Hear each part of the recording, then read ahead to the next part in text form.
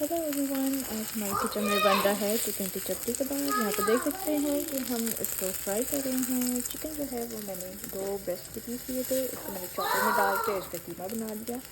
मसाले में हमने ऐड किया है नमक और कुटी लाल मिर्च, एक अंडा शामिल किया है और सूखा धनिया ऐड किया है, ग्रीन चिलीज ऐड की है, सब्ज़ हमने ऐड किया है हमने इसमें, और बेसन ऐड किया है, प्याज ऐड किए हैं, टमाटर ऐड किए हैं और इसको अच्छे से हमने मिक्स करके इसको हमने तैयार कर दिया था। और यहाँ पर आप देख सकते हैं कि हमारे कबाब जो है वो ऑलमोस्ट रेडी हैं।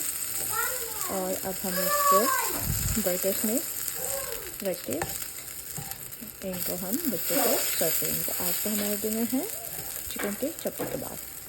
यहाँ पर आप देख सकते हैं कि हम अपने बर्गर्स जो हैं उनको हल्का सा गर्म कर रहे हैं और इसमें अब हम रखेंगे अपना चपली कबाब और साथ ऊपर हम इसके लगाएंगे केचप, मेयोनीज और फिर हम बच्चों को सर्व करेंगे।